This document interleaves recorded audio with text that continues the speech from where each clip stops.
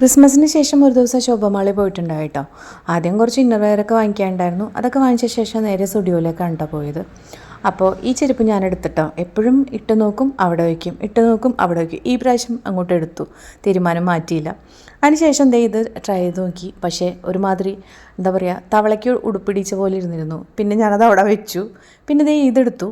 ഇതെനിക്ക് ഭയങ്കരമായിട്ട് ഇഷ്ടമായിട്ടോ, ഭയങ്കര ബോഡി ഹഗ്ഗിങ് ആയിട്ട് നല്ലൊരു മെറ്റീരിയൽ. അപ്പോൾ അതെനിക്കിഷ്ടമായിട്ട് അത് ഞാൻ എടുത്തു. പിന്നെ അവിടെയൊക്കെ ചുറ്റിക്കറങ്ങി നടന്ന ശേഷം അവിടെ ഒരു ചെറിയൊരു എക്സിബിഷൻ, കുറച്ച് നാളുകളായി ഇവരവിടെ സ്റ്റാളിട്ടിരിക്കുന്നുണ്ട്. കുറച്ച് മാസങ്ങളായിട്ട് ഇവരിവിടെ ഉണ്ട് കേട്ടോ. എപ്പോഴും പോവും, വൽക്കണ്ണാടിയും അതും ഇതൊക്കെ എടുത്ത് കൈ പിടിച്ച് നോക്കും.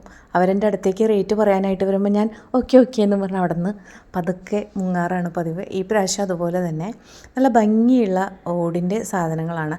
ഈ മസാല ഡപ്പയൊക്കെ ഉണ്ടായിലുണ്ട്, നിങ്ങൾ കണ്ടിട്ടില്ലേ എൻ്റെ കിച്ചൺ വീഡിയോയിൽ. അപ്പോൾ അതൊക്കെ ഇങ്ങനെ നോക്കിയെടുക്കും കേട്ടോ. തൊട്ടപ്പുറത്ത് തന്നെ ഇവരുടെ എന്താ പറയുക, black metal and white metal അതൊക്കെയും സെയിലിന് വെച്ചിട്ടുണ്ട്. എനിക്ക് ഈ വാൽക്കണ്ണാടി ഭയങ്കര ഇഷ്ടമാണ് കേട്ടോ. പക്ഷേ റേറ്റ് ഭയങ്കര കത്തിയാണ്. പിന്നെ അത് അവിടെ വെച്ചു. പല പല എന്താ പറയുക വലിപ്പത്തിലുണ്ട്. അപ്പോൾ നല്ല ഭംഗിയായിട്ട് ക്യൂട്ടായിട്ടുള്ള സാധനങ്ങൾ അവിടെ ഉള്ളത്.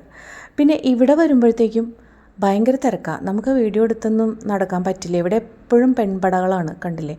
ഈ പ്രാവശ്യം ആണുങ്ങളും ഉണ്ട് കേട്ടോ. തൊട്ടപ്പുറത്തുള്ള സ്ഥലത്തൊന്നും ആരും ഉണ്ടാവാറില്ല. ഞാൻ ആദ്യം വീഡിയോ എടുത്ത ഓട്ടുപാത്രങ്ങളുടെ അടുത്ത് ആരും ഉണ്ടാവാറില്ല. ഞാൻ മാത്രം പോയി എത്തി നോക്കും. പിന്നെ ഇവിടെ വന്നപ്പോൾ കുറേ ഇയറിങ്സും മോതിരങ്ങളും അതും ഇതൊക്കെ ഉണ്ട്. പക്ഷെ ഞാനൊന്നും വാങ്ങിയില്ല കേട്ടോ. എപ്പോഴും ഇതുപോലെ നോക്കും. ഒരുപാട് കമ്മലും കാര്യങ്ങളൊക്കെ ഉള്ളതുകൊണ്ട് പിന്നെ ഞാനൊന്നും വാങ്ങിയില്ല. പിന്നെയും തിരിച്ച് അവിടം വരെ വന്നു. പിന്നെ എന്തായാലും ഇവിടം വരെ വന്നല്ലേ എന്ന് വിചാരിച്ചിട്ട് ഒരു ഐസ്ക്രീം വാങ്ങി അങ്ങോട്ട് കഴിച്ചു.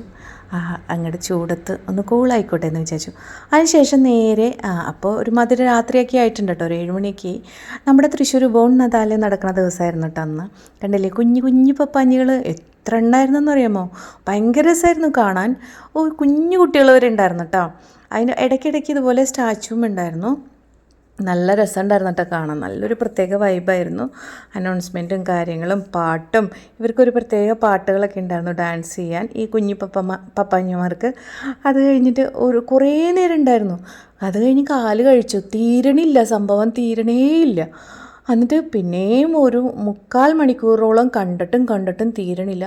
ഭയങ്കര സ്ലോ ആയിട്ടാണ് കേട്ടോ ഇവർ പോണത്. ഞാനിത് ഫാസ്റ്റായിട്ട് ഇട്ടിരിക്കുകയാണ്. ഭയങ്കര സ്ലോ ആയിട്ട് നിർത്തി എല്ലാവരെയും കാണിച്ചിട്ടാണ് പോണേ.